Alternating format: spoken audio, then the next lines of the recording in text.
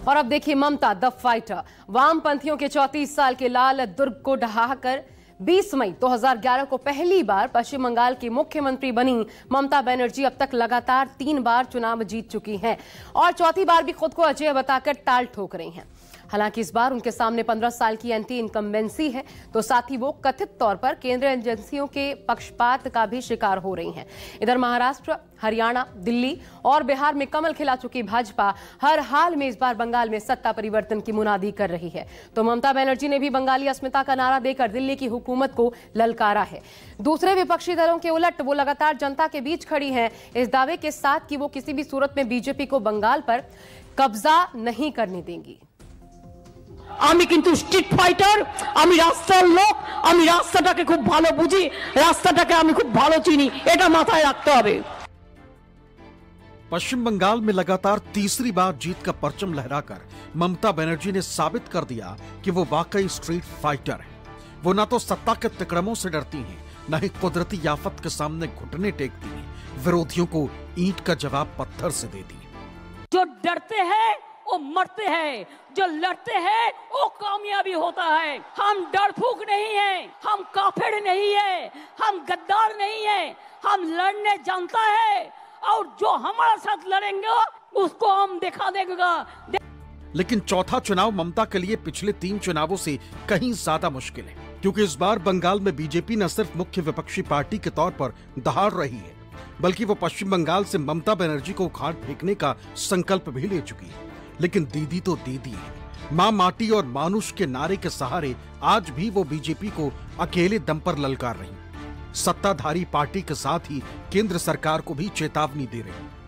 তুমি একা টিভি দেখবে, তুমি একা মোটর গাড়ি চড়বে আর গরিব লোকগুলো ভিক্ষা করে বেড়াবে, কি ভাবছো নিজেদের? কেউ কেটা হয়ে গেছো, চিরকাল সরকারে কেউ থাকে না। 2029 বড়ই ভয়ঙ্কর, তোমাদের সরকার থাকবে না। শকুনি মামারা সেদিন কোথায় পালাবে, এখন থেকে ঠিক করে জায়গা রেখে দাও। আমায় বাংলায় আঘাত করলে, কারণ মানুষকে আঘাত করলে আমি মনে করি আমাকে আঘাত করছে, আমাকে আঘাত করলে আমি সারা ভারতবর্ষ হিলিয়ে দেবো, এটা মাথায় রেখো। ইন্ডিয়ার ক্যাপিটালকে তুলে নিয়ে যেতে বাধ্য হয়েছিল দিল্লিতে, কারণ বাংলার মানুষ ভয় পায় না, মাথা নত করে না। আর আজ যদি দিল্লির নেতারা ভাবেন দিল্লি কা লাড্ডু খেয়েও আশ মেটেনি, বাংলাকে গিলতে হবে, তাহলে জেনে রাখবেন আপনার দিল্লির ক্ষমতা বাংলা দখল করবে। বাংলার এটুকু হিম্মত এবং বাংলার এটুকু কিসমত আছে। बिहार में कमल खिलाने के बाद बीजेपी का कारवां बंगाल की तरफ तूफानी रफ्तार में आगे बढ़ रहा है। दावा ये कि इस बार तो बंगाल से कथित जंगल राज का सफाया होकर ही रहेगा, लेकिन बंगाल की शेरनी पर उम्र का कोई असर नहीं दिख रहा। दीदी ने भी जैसे ठान लिया हो कि वो बीजेपी को बंगाल पर कब्जा नहीं जमाने देंगे। যতই চেষ্টা করো বিজেপি বাংলা দখল করার দুরস্ত এসআইআর করে তোমরা নিজেদের কবর খুঁড়েছো এবং জেনে রেখে দাও মানুষ তোমাদের সমর্থন করে না, করছে না। বিহার আলাদা, বাংলা আলাদা। चौथे चुनावी चौसर में ममता बनर्जी कई मोर्चों पर लड़ने को मजबूर है। एक तरफ एसआईआर के जरिए कथित तौर पर वोटर लिस्ट में हेरफेर और दूसरी तरफ बंगाल को मिलने वाले फंड पर कथित रोक। लेकिन दीदी ने भी तय कर लिया है कि वो बंगाल में किसी भी शख्स का वोट कटने नहीं देंगी। जो बिहार में हुआ वो बंगाल में कतई नहीं होने देंगी। আমি বিজেপিকে বারবার বলি, ওরে আমার সাথে খেলতে যাস না। আমার সাথে খেলতে গেলে আমি যে খেলাটা খেলবো সেই খেলায় তোমরা আমাকে ধরতেও পারবে না, ছুটতেও পারবে না, নাগালও পাবে না। সারা ভারত সরকার বসে থাকো, সব এজেন্সি নিয়ে বসে থাকো, কোটি কোটি টাকা খরচ করো, টাকা গুজে গুজে দাও, টাকা নেবে লোকে, তোমায় ভোট দেবে না। কারণ তুমি 1 মাসের জন্য টাকা দেবে আর 365 দিন চলবে কোত্থেকে? বছরের পর বছর চলবে কি করে? মানুষ কি চায়? জীবনের নিরাপত্তা, বাঁচার নিরাপত্তা, গণতন্ত্রের নিরাপত্তা, সম্পত্তির নিরাপত্তা, সন্তানের নিরাপত্তা, মা বোনেদের সম্মান। সম্মান না দাও, অসম্মান করতে চেয়েও না। এসআইআর করতে 3 বছর টাইম লাগে। ইলেকশন কমিশনের কাজ হচ্ছে ইম্পার্শিয়াল চেয়ার মেনটেন করা, not to become the BJP commission but to a election commission, impartial election commission. BJP के तर्कश में सिर्फ एसआईआर ही नहीं है, बल्कि बिहार की तरह चुनाव से ठीक पहले जनता के खाते में पैसे देने की भी क्षमता है। लेकिन ममता ने अभी से ही इसकी काट ढूंढ ली है। दलील ये कि बीजेपी ने बिहार के लोगों को 10,000 रुपए दिए, जबकि उनकी सरकार ने 5 साल में हर परिवार के खाते में 60,000 रुपए पहुंचा दिया। और जैसे बीजेपी चुनाव के बाद बुलडोजर चलवा रही है, वो टीएमसी के शब्दकोश में है ही नहीं। बिहारे इलेक्शনের আগে হঠাৎ করে যাদের বাড়িতে মোটরসাইকেল আছে হবে না, টেলিভিশন আছে হবে না, পাকা বাড়ির একটা দেয়াল আছে হবে না, তাদের কিছু পরিবারকে দিল 10,000 টাকা করে ভোট কেনার জন্য বিজেপি। আর যেই ভোট চলে গেল চালু হলো বুলডোজার। ভোটের আগে 10,000, ভোটের পর বুলডোজার। তো প্রায় হাজার হাজার মানুষকে বুলডোজার দিয়ে উৎখাত করে দিয়েছে। আর আমরা এই 5 বছরে মে মাস পর্যন্ত যদি ধরেন তাহলে 1,000 টাকা করে মায়েরা যারা লক্ষ্মীর ভান্ডারে পেয়েছেন 5 বারণ 60,000 টাকা হবে। আর তুমি তো 10 দিয়েছো। আর শিডিউল কাস্ট টাইপদের এটা হবে 70,000 কোটি টাকা। বাংলার হকের টাকা আটকানো কাজ করতে নরেন্দ্র মোদী জবাব দাও। বাংলার বকেয়া টাকা দেওয়া হচ্ছে না কেন? নরেন্দ্র মোদী জবাব দাও। ममता बनर्जी को मालूम है कि चुनाव अब बहुत खर्चीला है और केंद्र की सत्ता में बैठी बीजेपी के पास पैसे की कोई कमी नहीं। वो हर चुनाव में पैसा बहाती है और राज्य दर राज्य कमल खिलाती जा रही है। लेकिन एक तरफ जब संसद का शीतकालीन सत्र चल रहा है, ममता बनर्जी की पार्टी के सांसदों की टोली संसद से सड़क तक मनरेगा मजदूरों के पैसे के लिए संग्राम छेड़ चुकी है। दलील यह कि आखिर केंद्र सरकार गरीबों के पैसे क्यों नहीं दे रही, खून पसीने की कमाई पर कुंडली क्यों मारे बैठी।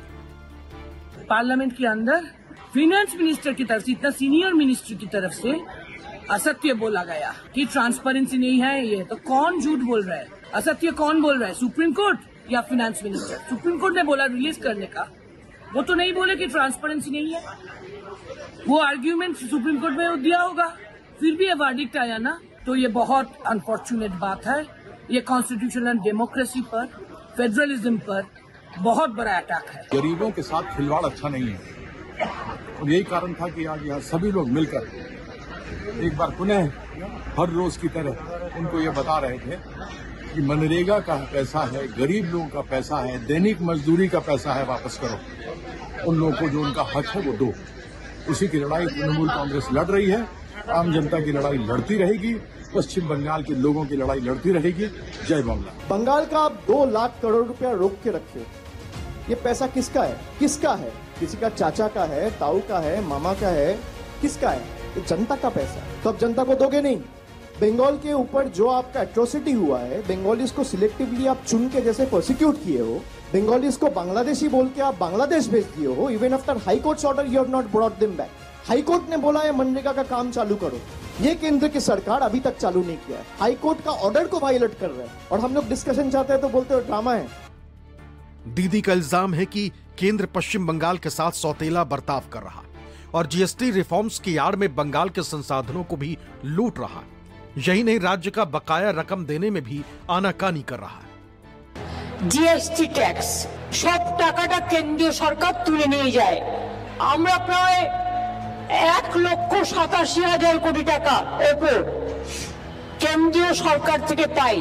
তাছাড়াও এই যে স্বাস্থ্যের ব্যাপারে সাধারণ মানুষের কাছে জিএসটি কাটা হতো, গদিবাবুরা একা ক্রেডিট নিচ্ছেন, কিন্তু আপনারা কি জানেন এর জন্য রাজ্য সরকারের তহবিল থেকে 20,000 কোটি টাকা কেটে নেওয়া হয়েছে। অর্থাৎ জিএসটিতে যে টাকাটা আমরা পেতাম সেই টাকাটাও কেটে নেওয়া হয়েছে। বলুন বাকি কি আছে? সবই তো দখল করছো। সারা ভারতবর্ষ দখল করে লজ্জা হয় না? দখল করো গণতান্ত্রিক ভাবে, গণতান্ত্রিক অধিকারের মাধ্যমে। बिहार में प्रचंड जीत के बाद बीजेपी की नजरें बंगाल पर टिकी। लेकिन दीदी कोलकाता फतेह के बाद दिल्ली से भी बीजेपी की हुकूमत को हटाने का ऐलान कर रही। दलील ये कि बंगाल नंबर 1 है और देश को भी बंगाल ही चलाएगा। जो बंगाल का रास्ता रोकेगा वो मिट्टी में मिल जाएगा। বাংলা এক নম্বর এটাই সব ব্যাপারে আমরা অনেকটাই হয়ে গেছি। বাদ বাকিটাই বাংলাই দেশ চালাবে, বাংলাই ভারত চালাবে, বাংলা ছাড়া স্বাধীনতা আন্দোলন হতো না। ममता बनर्जी की सबसे बड़ी मुश्किल एसआईआर है। इल्जाम ये कि बीजेपी एसआईआर के जरिए विपक्ष के वोटरों के नाम हटा रही और शुद्धिकरण के नाम पर वोटर लिस्ट को गंदा कर रही। ममता का सवाल सीधा है कि अगर मौजूदा वोटर लिस्ट फर्जी है तो फिर इस वोटर लिस्ट से जीतने वाले बीजेपी के नेताओं के पद फर्जी क्यों नहीं माने जाए। इतना दिन 24 साल में आप जो जीता, कौन वोट लेके जीता, कौन वोटर लिस्ट लेके जीता? बीजेपी सरकार। अगर ये लिस्ट झूठा है तो आपका सरकार भी झूठा है।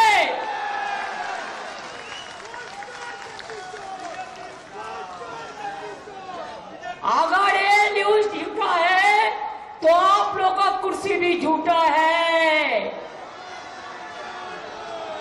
करते लूट, बोलते झूठ।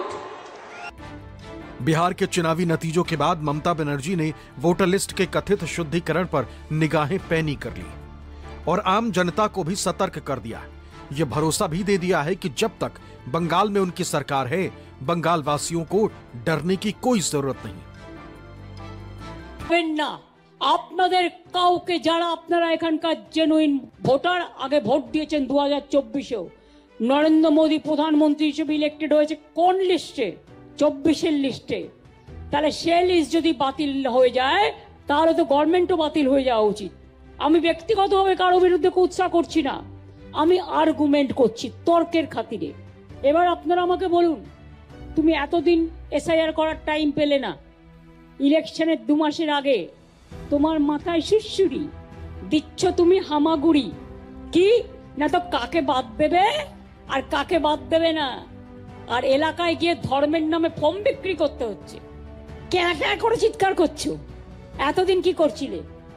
2016-তেও ক্যাঁ বলেছো, 2021-এও ক্যাঁ বলেছো, 2024-এও ক্যাঁ বলেছো, তারপরেই টাটা বলে দিয়েছো। ইলেকশন আসলে তোমার মনে পড়ে। নিশ্চিন্তে থাকুন, বাংলার মামাটি মানুষ আমার কাছে গর্ব, এটা তাদের জন্য আমার শপথ।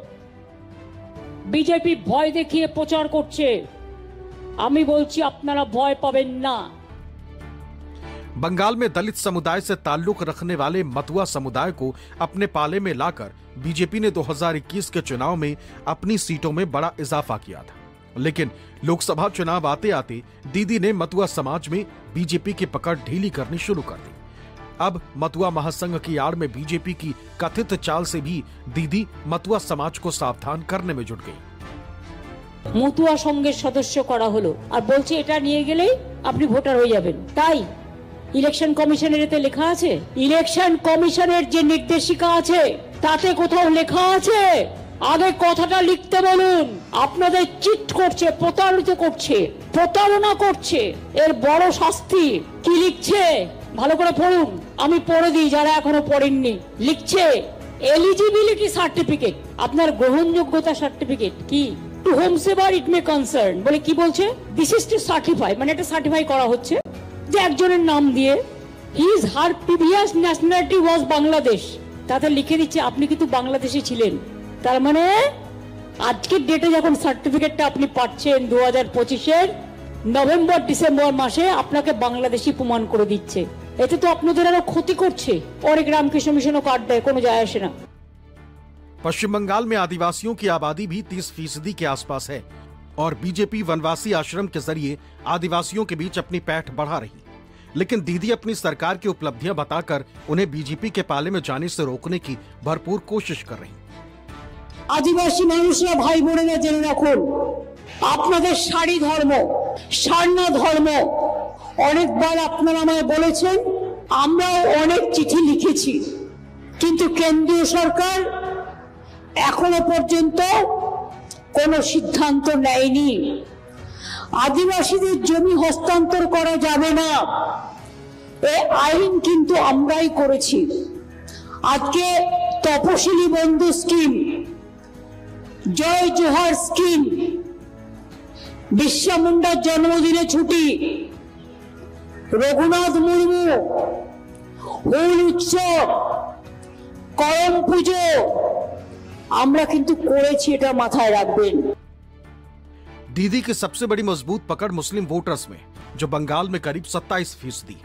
जाहिर है बीजेपी इसमें सेंधमारी तो नहीं कर सकती, लेकिन संकट यह है कि उन्हीं की पार्टी के एक विधायक ने मुर्शिदाबाद के बेलडांगा में बाबरी मस्जिद की नींव रखकर उन्हें परेशान कर दिया। हालांकि हुमायूं कबीर नाम के उस विधायक को ममता बनर्जी ने पार्टी से निलंबित कर दिया है, लेकिन वो अब अपनी नई पार्टी बनाने जा रही और उनकी योजना असदुद्दीन ओवैसी की पार्टी के साथ गठबंधन करने की है। जाहिर है ममता ने भी वक्फ पर केंद्र के नए कानून के खिलाफ अपनी मोर्चेबंदी को पेश करना शुरू कर दिया है, ताकि मुस्लिम समुदाय का वोट तितर बितर ना हो सके। প্রপার্টি সেন্ট্রাল গভর্নমেন্ট আইন করেছে বিজেপি, আমরা করিনি।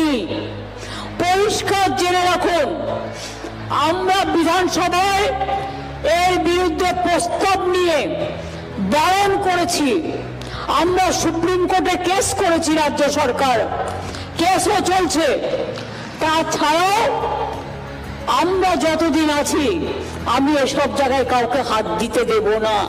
আপনারা বিশ্বাস রাখবেন, আমি মাজার থানে হাত দিতে দেব না, জয়ের থানায় হাত দিতে দেব না, মাঝি থানায় হাত দিতে দেব না। হিন্দু হোক, মুসলমান হোক, শিখ হোক, খ্রিস্টান হোক, ধর্মীয় স্থানেও হাত দিতে দেব না। আমি ধর্ম নিয়ে রাজনীতি করি না, আমি সব ধর্মকে ভালোবাসি। বিজেপি তুমি আমায় কি গালাগালি দিলে তুমি আমাকে হিন্দুত্ব শেখাবে না, আমি বলে দিলাম। তার কারণ আমিও হিন্দুত্ব জানি। জগন্নাথ ধাম আমরাই করেছি, কালী মন্দির স্কাইওয়াক আমরাই করেছি, দক্ষিণেশ্বর স্কাইওয়াক আমরা করেছি, মদন মোহন মন্দির উন্নয়ন আমরা করেছি, শিবযজ্ঞ মন্দির আমরা করেছি, মহাকাল মন্দির হচ্ছে শিলিগুড়িতে আমরা করছি, দুর্গা অঙ্গন তৈরি করছি, ফুললরা মা করেছি ডেভেলপমেন্ট, কঙ্কালী চারা করেছি, তারাপীঠ করেছি। কোনটা করিনি? তোমরা কি করেছো? এক